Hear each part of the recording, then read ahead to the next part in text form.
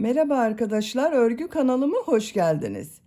Hem kız hem erkek bebekler için yapabileceğiniz kolay tığ işi yelek yaptım. Bugün bu yelek anlatımını sizlerle paylaşmak istiyorum. Bakın arkadaşlar, yelek örgüsü hem çok güzel görünüyor hem de çok kolay. Arka bölüm görüntüsü bu şekilde. Yakadan düğmeli yaptım. Ben 2 düğme kullanmayı tercih ettim. Siz tercihinize göre 3, 4, 5 düğmeli olarak yapabilirsiniz.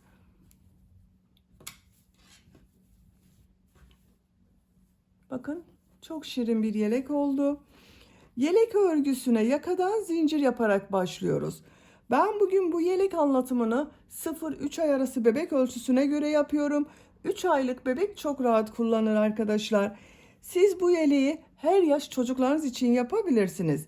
1, 2, 3, 4, 5 yaş her yaş çocuklara uygun bir model. Siz bu yeleği 3-6 ay arası bebek için yapmak istiyorsanız benimle aynı sayıda başlayabilirsiniz.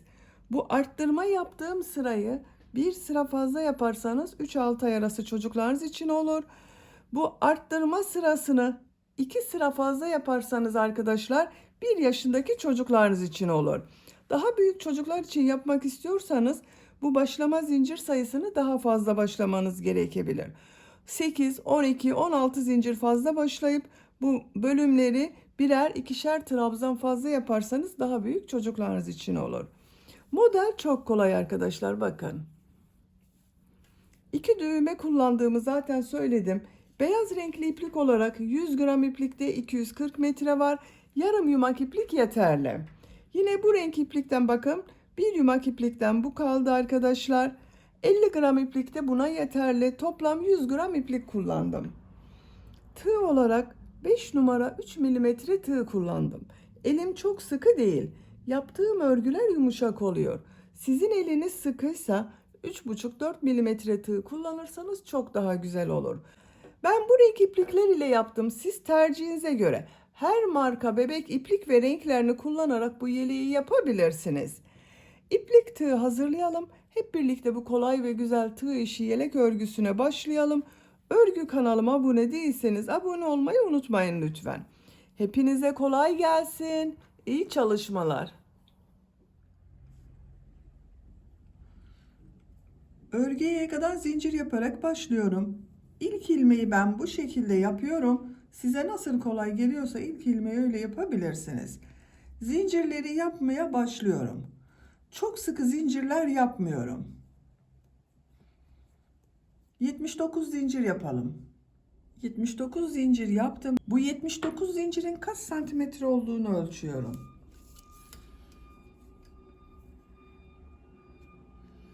30 santimetre zincir uzunluğu var.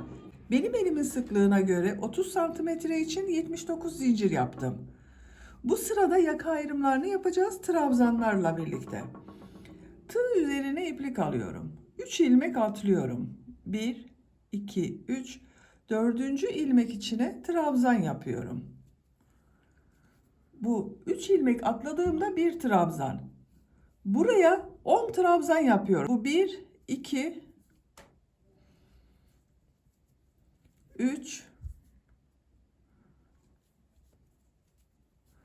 4, 5, 6, 7, 8, 9, 10. 10 trabzanı yaptım. 2 zincir yapıyorum. Kol bölümü için 18 trabzan yapıyorum. 1, 2, 3, 4, 5, 6, 7,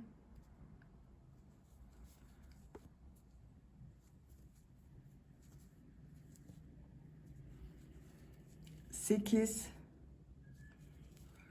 9, 10,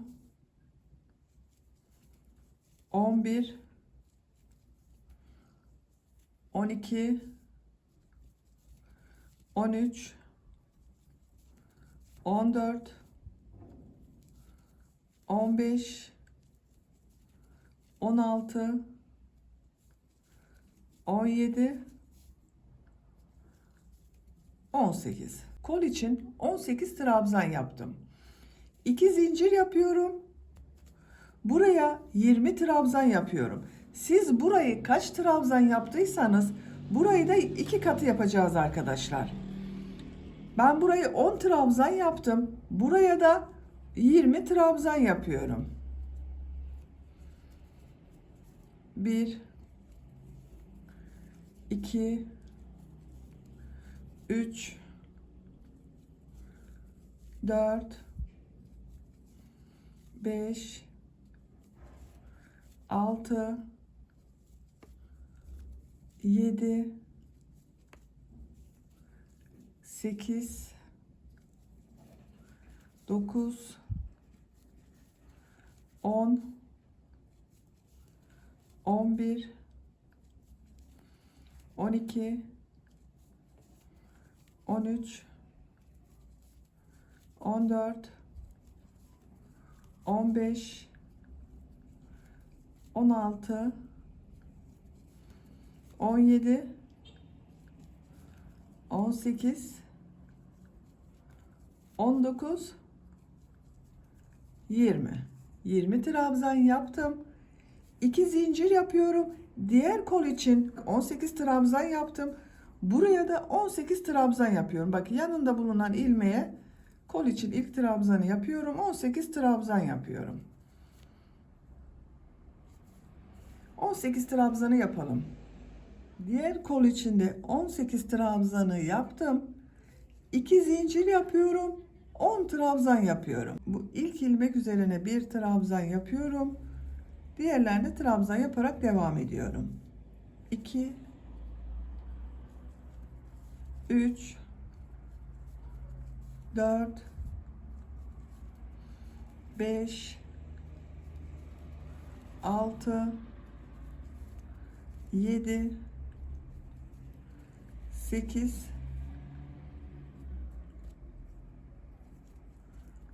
9, 10. 10 trabzan yaptım. Yaka ayrımlarını yaptık arkadaşlar. 10 trabzan yaptım kollar için. 18 trabzan yaptım. Buraya da bunun ikisinin toplamı 20 trabzan yaptım. İkinci sıradayız. İkinci sırada yine trabzanlar yapacağız. Bu arttırma yerlerinde bir trabzan, 2 zincir, bir trabzan yapacağız. Bir zincir yapıyorum, örgüyü çeviriyorum. İlk ilmek üzerine trabzan yapıyorum. 1, 2, 3,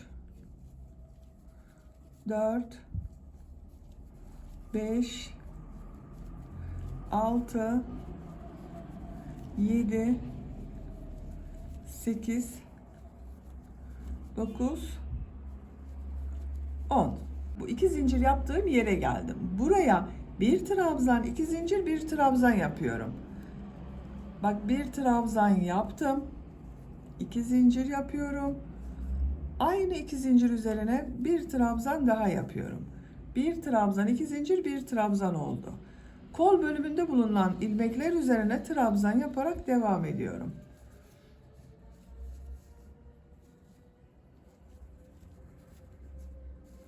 Buraya kadar devam edelim. 2 zincirli boşluğa geldim. Buraya yine bir trabzan, 2 zincir, bir trabzan yapıyorum.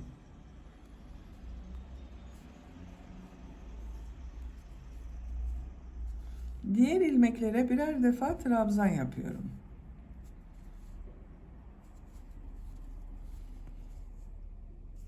Buraya kadar devam edelim. Trabzanları yaptım. Bu 2 zincir üzerine yine bir trabzan, 2 zincir, bir trabzan yapıyorum.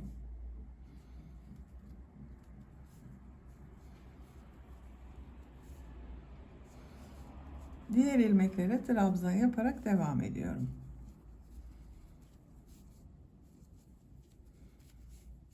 Buraya Buraya kadar devam edelim.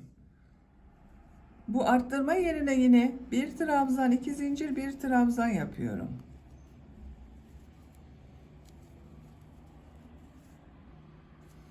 Diğer ilmeklere trabzan yaparak devam ediyorum.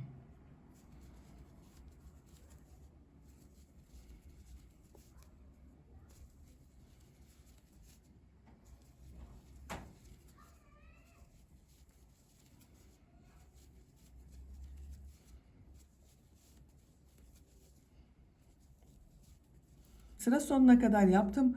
Burada 3 ilmek atlayarak yaptığım bir trabzan vardı. Bu son zincir üzerine bir trabzan yapıyorum. Burada da yine 2, 4, 6, 8, 10, 11 trabzan oldu. Sıra başında 11 trabzan oldu. 10 trabzan yaptık, bir arttırma yaptık. Burada da 11 trabzan oldu. Bakın arkadaşlar, yakanın şekli böyle. Arttırmalar artık bu bir trabzan, 2 zincir, bir trabzan şeklinde devam edecek. Üçüncü sıradayım. Bir zincir yapıyorum, örgüyü çeviriyorum. İlk ilmek üzerine trabzan yapıyorum. Diğer ilmekleri de trabzan yaparak devam ediyorum. Buraya kadar devam edelim. Arttırma yapacağım yere kadar bak trabzanları yaptım. Bu iki zincir üzerine bir trabzan, iki zincir, bir trabzan yapıyorum.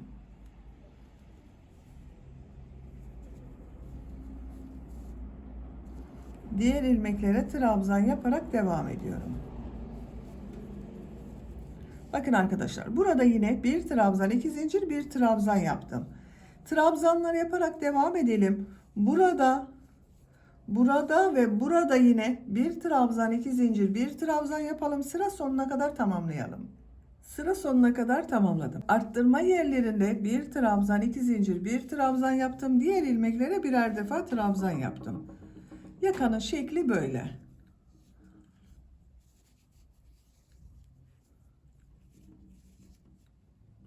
Bakın arkadaşlar, görüntüsü böyle oluyor. Dördüncü sıradayım. Bir zincir yapıyorum, örgüyü çeviriyorum. İlk ilmek üzerine trabzan yapıyorum. Diğer ilmeklere de birer defa trabzan yapıyorum. Buraya kadar devam edelim. Arttırma yapacağım iki zincire kadar trabzanları yaptım. Bu iki zincir üzerine bir trabzan, iki zincir, bir trabzan yapıyorum.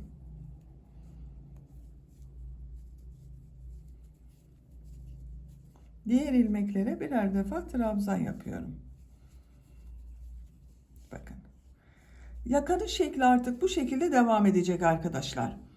Arttırma yerlerinde bir trabzan, iki zincir, bir trabzan yapalım. Diğer ilmeklere birer defa trabzan yapalım. Yapacak olduğunuz çocuğun büyüklüğüne göre bu yaka sırasını her sırada arttırmalar yaparak 8, 9, 10, 11, 12 sıra olarak istediğiniz ölçüye kadar tamamlayalım gelelim. Roba örgüsünü 4 yerden arttırmalar yaparak 9 sıra tamamladım. 1, 2, 3, 4, 5, 6, 7, 8, 9. Yapacağım ölçü için yeterli. Santimetre olarak ölçüyorum. 9 santimetre yükseklik var. Siz daha büyük çocuk için yapıyorsanız bir sıra daha arttırma sırası yapabilirsiniz arkadaşlar. Ben arttırma sırasını burada bitiriyorum. Bu sıradan itibaren kol ve gövde bölümünü birbirinden ayırıyorum. Görüntüsü bu şekilde bakın. Renkli ipliğe geçiş yapıyorum. Bakın bu renk iplik kullanıyorum. Model sırası yapmadan önce bir sıra trabzan sırası yapıyorum. Kol ve gövde bölümünü birbirinden ayırırken bu renk iplik ile yapıyorum ben. Bakın buradan örgünün düz tarafı, bakın burası düz tarafı arkadaşlar. Bu bölüm ters tarafı örgünün düz tarafından bir sıra trabzan sırası yapıyorum.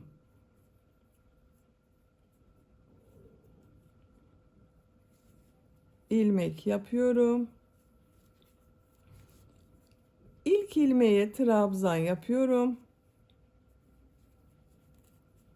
Diğer ilmeklere trabzan yaparak devam ediyorum.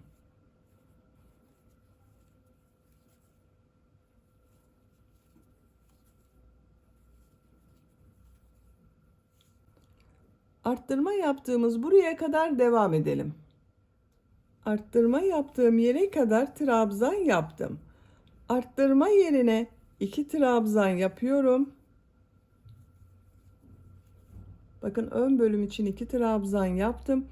Kol altı için 3 zincir yapıyorum. Tığ üzerine iplik alıyorum. Kolda bulunan bütün ilmekleri atlıyorum.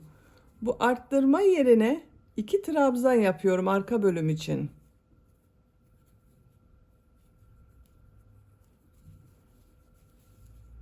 Bakın 3 zincir ile ön ve arka bölümü birleştirdik. Diğer ilmeklere trabzan yaparak devam ediyorum.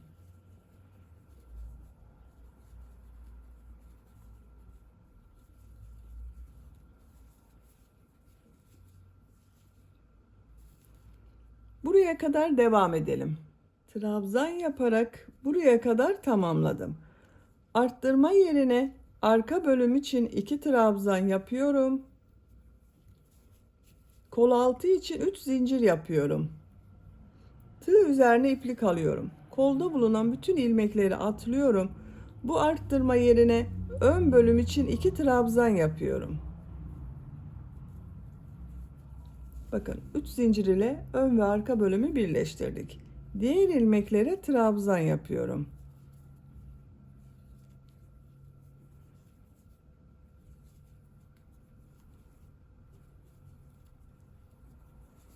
Sıra sonuna kadar devam edelim. Sıra sonuna kadar trabzan yaparak tamamladım. Bakın kol altında 3 zincir ile ön ve arka bölümü birleştirdim. Her iki kolda da.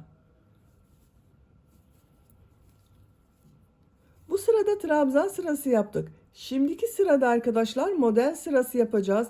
Modeli örgünün ters tarafından yerleştiriyorum. Bir zincir yapıyorum, örgüyü çeviriyorum. Modelde bir ilmeğe sık iğne yapıyoruz. Diğer ilmeğe üçlü trabzan yapıyoruz. İlk ilmeğe bakın şu şekilde sık iğne yapıyorum.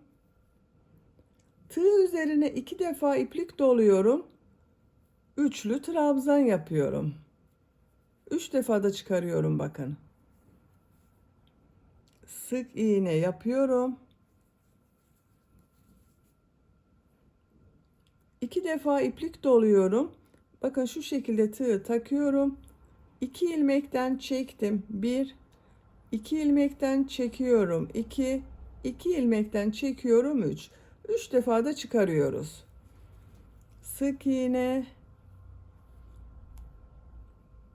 üçlü trabzan.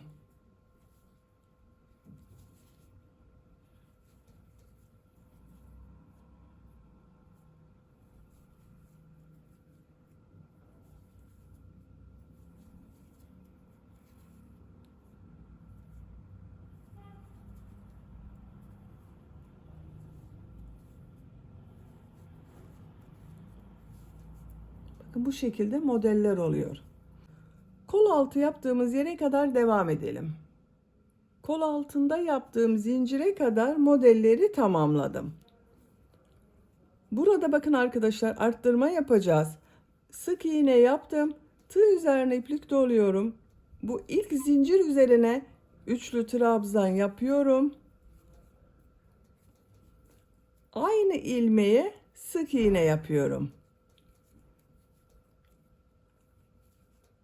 İkinci zincire üçlü trabzan yapıyorum. Bakın bu üçüncü zincire, bu zincir üzerine bir sık iğne yapıyorum. Tekrar üçlü trabzan yapıyorum aynı ilmek içine. Siz bu arttırmayı yapmadan düz de devam edebilirsiniz.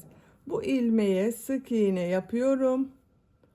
Diğer ilmeğe üçlü trabzan yapıyorum. Sık iğne yapıyorum. Üçlü trabzan yapıyorum. Bir ilmeğe üçlü trabzan, bir ilmeğe sık iğne yapıyoruz. Diğer kol altı yaptığımız yere kadar devam edelim. Diğer kol altına kadar modelleri yaptım. Bu kol altında da burada yaptığımız gibi arttırma yapıyorum. Bakın 3 zincir var. İlk 3 zincir içine üçlü trabzan yapıyorum.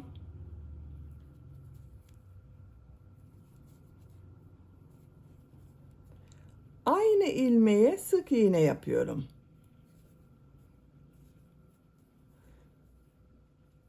İkinci ilmeğe üçlü trabzan yapıyorum.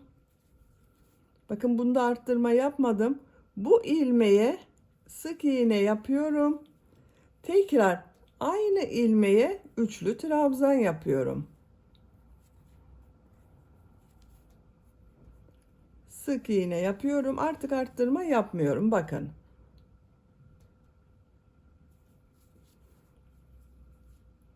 Bir üçlü trabzan, bir sık iğne şeklinde devam ediyoruz.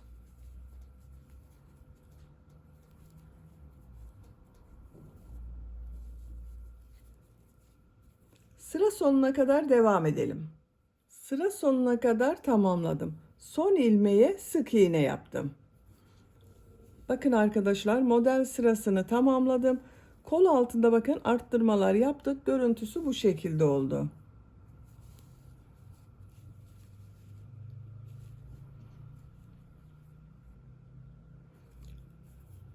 Bir zincir yapıyorum. Örgüyü çeviriyorum. Bu sırada trabzan sırası yapıyorum. Bir sırada trabzan sırası yapıyoruz. Bir sırada bu model sırasını yapıyoruz. Bu ilk ilmeğe sık iğne üzerine trabzan yapıyorum. Model üzerine trabzan yapıyorum. Sık iğne üzerine trabzan yapıyorum.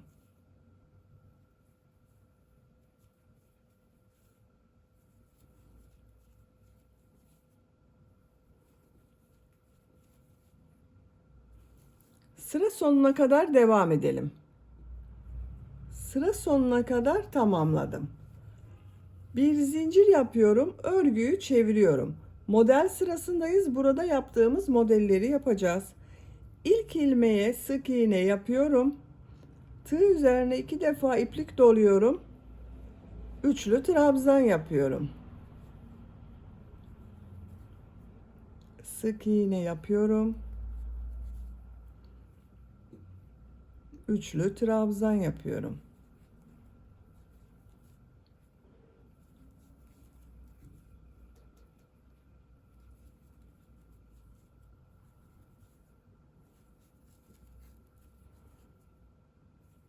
Sıra sonuna kadar devam edelim.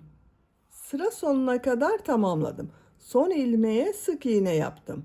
Bir zincir yapıyorum, örgüyü çeviriyorum. Trabzan sırasındayım. İlk ilmeğe trabzan yapıyorum. Trabzan yapıyorum.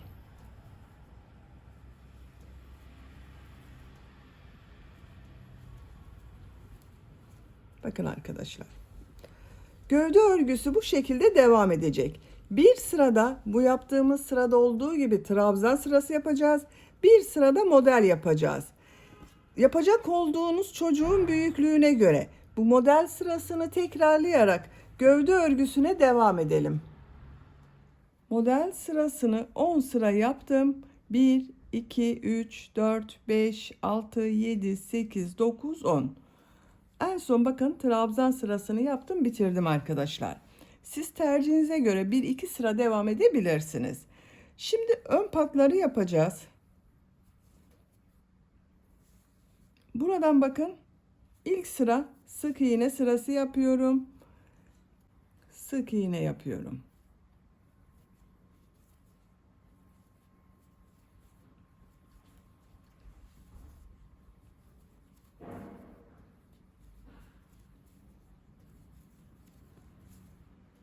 Sık iğne yaparak bu yaka başlangıcına kadar devam edelim. Yaka başlangıcına kadar sık iğne yaptım. İkinci sırayı yine sık iğne yapacağız. Sık iğneyi yaparken bu yakanın buraya düğme iliği yapıyorum arkadaşlar. İşaret yapıyorum. Bakın ilk düğme iliğini bu yaka başlangıcına,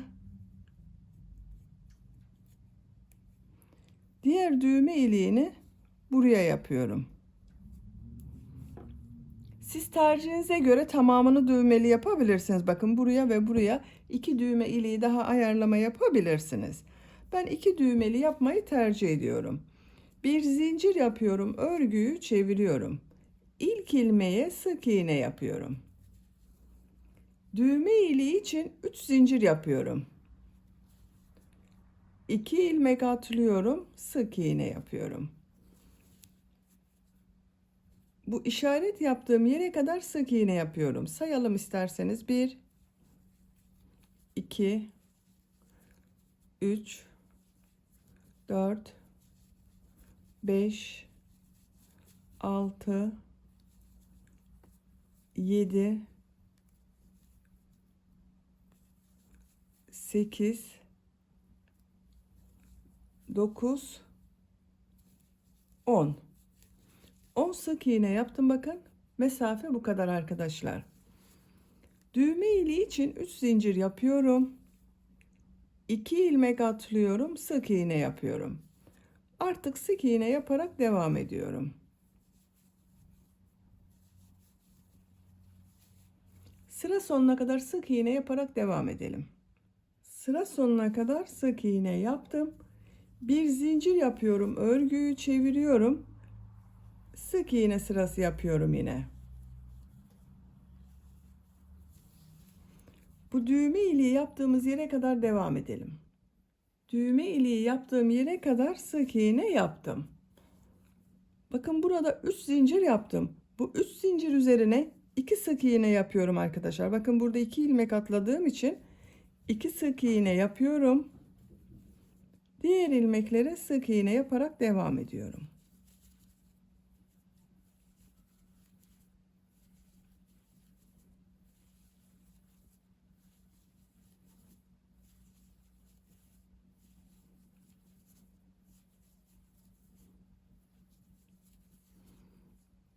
İki sık iğne yapıyorum.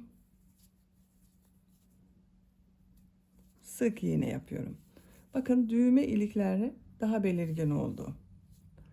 Yaka çevresinde sık iğne yaparak devam ediyorum.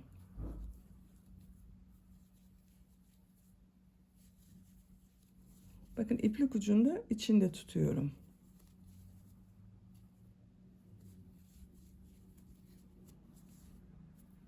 Sıra sonuna kadar devam edelim. Sıra sonuna kadar bakın sık iğne yaparak tamamladım. Yaka görüntüsü bu şekilde oldu. Bu patta da sık iğne yaparak devam edeceğiz. Bu ipliği burada bekletiyorum arkadaşlar. Bakın buranın görüntüsü düzgün oldu. Bu düzgün görüntüyü yakalayabilmek için ipliğin diğer ucunu bakın çıkardım. Diğer ucuyla 2 sıra sık iğne yapıyorum. Şu ilk ilmeğe ipliği ilmek yapıyorum. Sık iğne yapıyorum.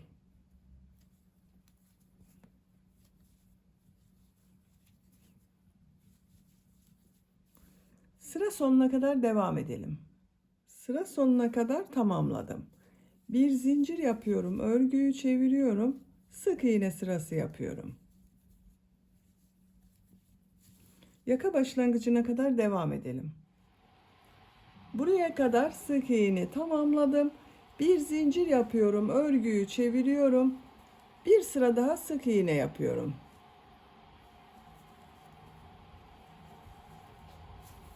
Sıra sonuna kadar devam edelim. Sıra sonuna kadar tamamladım. Bakın bu ön patıda 3 sıra sık iğne yaptım. Diğer patta da 3 sıra yaptım arkadaşlar. İpliği kesiyorum.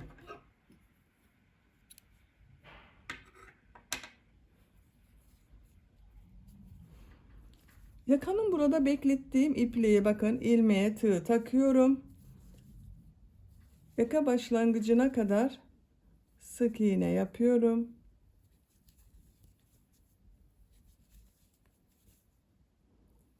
Şu bakın ilk ilmeğe sık iğne yaptım. 2 zincir yapıyorum. Aynı ilmeğe sık iğne yapıyorum. Bir ilmek atlıyorum. Bir sık iğne, 2 zincir, bir sık iğne yapıyorum. Bir ilmek atlıyorum. Bir sık iğne, 2 zincir, bir sık iğne yapıyorum. Aynı ilmeğe yapıyorum.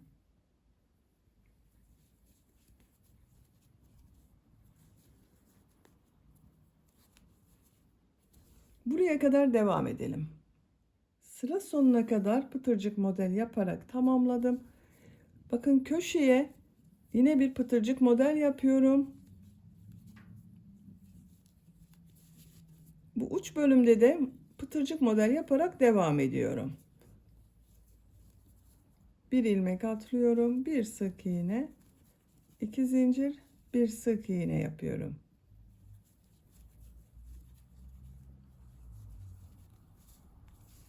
Bakın arkadaşlar, burada da pıtırcık modellere devam ediyoruz.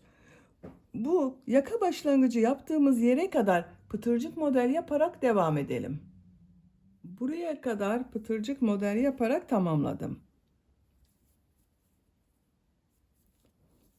En son pıtırcık modelini buraya yaptım. Şu ilk ilmek ile bakın ilmek kaydırma yaparak birleştiriyorum.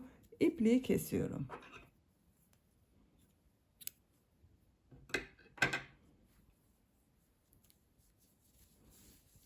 Bakın arkadaşlar, bu şekilde yaptık. Çok güzel oldu. Şimdi kol örgülerini yapalım. Kol altından başlıyorum. Kolda da pıtırcık modeller yapıyorum. 2 zincir yapıyorum. Aynı ilmeğe sık iğne yapıyorum. Şu bir ilmeği atlıyorum. Bir sık iğne, 2 zincir, bir sık iğne yapıyorum. Şu ilk ilmeğe bakın. Bir sık iğne, 2 zincir, bir sık iğne yapıyorum. Bir ilmek atlıyorum. Bir sık iğne, 2 zincir, bir sık iğne yapıyorum. Sıra sonuna kadar devam edelim. Sıra sonuna kadar tamamladım. İlk başladığım bu ilmek ile ilmek kaydırma yaparak sırayı birleştiriyorum. İpliği kesiyorum. Bakın arkadaşlar, kol çevresinde pıtırcık model yaptım. Görüntüsü bu şekilde oldu. Çok güzel oldu. Diğer kol örgüsünde aynı şekilde başladım, tamamladım. Böylece yelek örgüsünü bitirdim. Bakın çok güzel oldu.